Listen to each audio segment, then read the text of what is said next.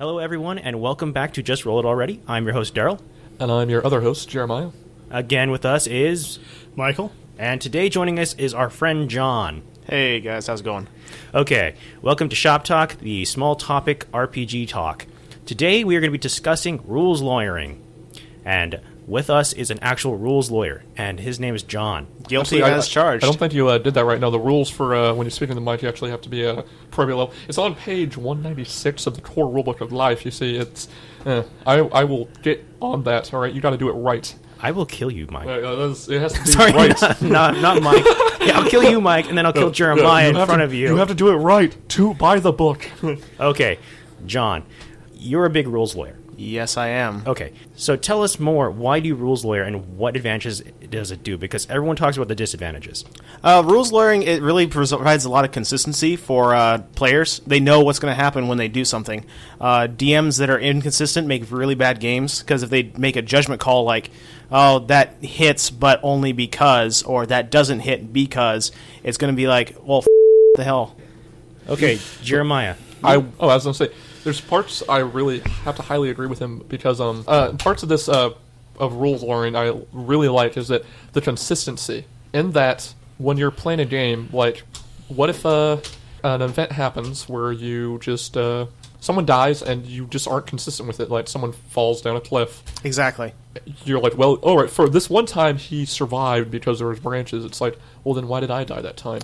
If you don't have consistent rules, you're basically just sitting around throwing plastic for no reason. There's no law or there's no meaning to life. Yeah, and it's not about your rules lawyering to enforce realism. It's just you need to be consistent. Your main reason becoming a rules lawyer is consistency? Yes, because I want to know what's going on.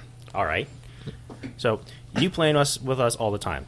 Yes. And you hate me when I run games because you are rather slapdash. I'm not saying slapdash isn't like, oh, you're a terrible game master. You're a great game master, in my opinion. Thank you very much. I am flattered. Yeah, you should be flattered. Bonus XP? No. Oh, damn. Okay. As long as I know what's going to happen next, I really don't have a problem with the game, and I play my best. Okay. What about you, Mike? Is there anything you want to add to the whole rules lawyering thing? Your thoughts on it? Because we apparently have two of them. I myself am not particularly a rules lawyer, though I do follow rules. Okay. Well, I mean, I can be lax at times, but like I really do like consistency, because if you don't have that consistency, like I said, you're just sitting around just throwing plastic around. I mean, sometimes you run into particular rules that have not very, It's cut vague. and dry. Yeah, not clear. That's kind of where the rules lawyering comes in, is you need to make a call and then it needs to be settled. Then you have 3 or 4 players going into technicalities with the rules. And that's one of the downsides, is it can bog down a game. Yeah. It does. It takes time. Because there's been times that you and I have gotten to discussions, and I have always pulled the GM card on you, but fairly recently I've been listening to you more and more based on whatever system it is. Yes, my power grows. Well, no, mainly because Big Rudy's around. Oh, yeah, well, yeah. And he's, for those who don't know, one of the other gamers we are with, sometimes. Sometimes. I don't hang out with him very often. He does min-max, and he tries to do the old rules lawyering. The only thing keeping him from going completely insane? Yeah, completely insane is John, because he's actually a fair rules lawyer instead of a rules lawyer that actually tries to screw the pooch. Yeah, when you rules lawyer, you don't do it just to favor yourself. You do it because, hey, this needs to have a call, and it needs to be concise and clear, and no ifs, ands, or buts about it next time. If I fall down through a tree, there should be a modifier. 2 damage, perhaps, maybe a smaller dice, anything. A good rules lawyer will make a call when someone falls out of the tree, but he'll also make the call when he falls out of the tree himself. Okay, so pretty much you say you follow the rules fairly as possible, even if it is against your favor. Yes. Good. It actually benefits new players a lot, actually. It does. That it does, because sometimes you do get a lot of questions to ask, and the game master's trying to run a game.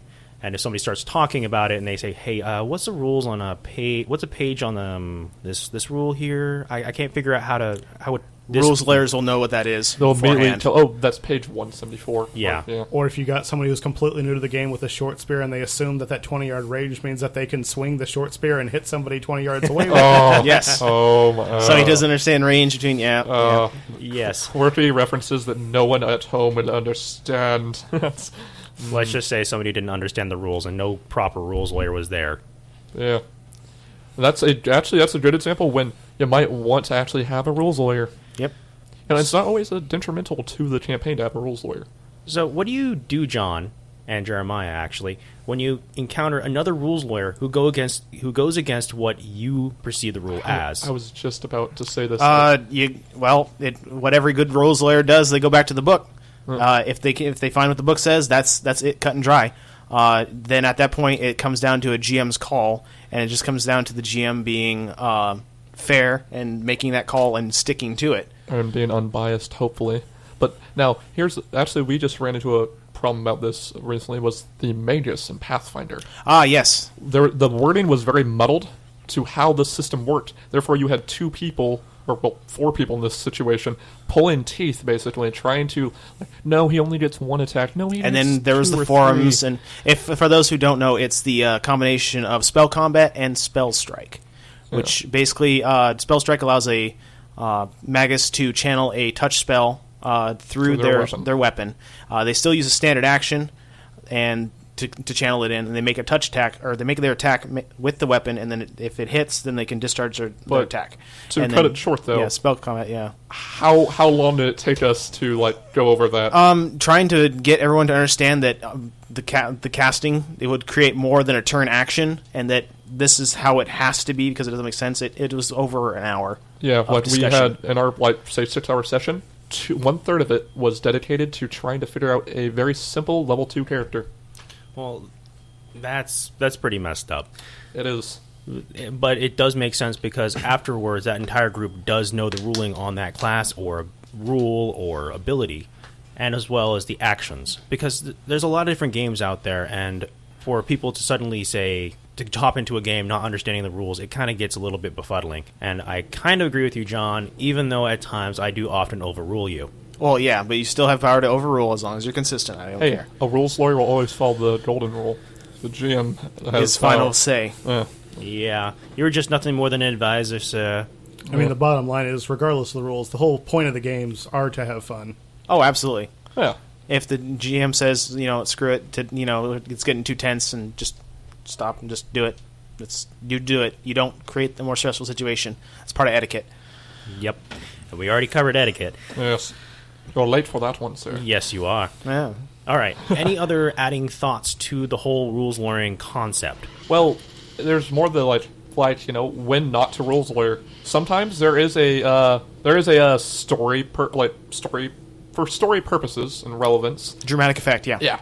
Let's not do the rule, or I know that I've ad-libbed describing an action. Like, for instance, let's say somebody one-shotted person, they shot him. Like, if Cook was to shoot somebody, I would say, Cook bashed him in the... You mean John? Or, yeah, John. Well, if you refer to Cook, it's talking about John. Yeah. Yeah, last name's Cook, so... Yeah, John. Find him on Facebook. Stalk him. Yeah, yes. Well, John, when you shoot somebody, I'm not going to say, you shot him, you hit him with, the butt of your gun, and then, put the barrel in his mouth and, just shot him. I put flair to it. Yes. Now, technically, that's more than one action. Well, but at the point that it doesn't matter anymore, that it's just fluff, I mean, there's no point to rules lawyer. You just rules lawyer shuts up, and a good one does, and just shuts up and sits down. Or I use precipitation to make people's saliva taste like bacon. Yes. You can't really do that, but it's just for fun. It's for comedic effect. It's comedic effect. It's hilarious. It doesn't affect the game, really. Okay. As was previously mentioned with the hammering out the rules, sometimes it takes a while, but those players who gain that information, for future games, they can take that with them, and they can save that future gaming group that much time with that particular ruling, and they can just move the game along more smoothly. So, John, closing thoughts on this? Don't be a rules lawyer if you don't know what you're doing. So if you don't know the system that well, don't try to enforce a rule that you're uncertain of. If you know how your character's played, just play your character. Rules lawyers are for experienced players who have been maybe a DM in the past. It's not for everyone. Newbies should never correct another player because perhaps they don't know the way the system is run, or the DM has already made that call. Just ask. Don't declare. Don't overstep your boundaries. Exactly. That's really important, actually. Yeah, you want to be an experienced player as a rules lawyer. Yeah.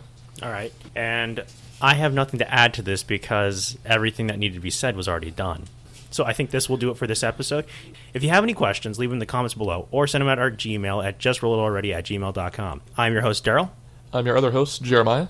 Your guest host, Michael. And your other guest host, John. Have a good day.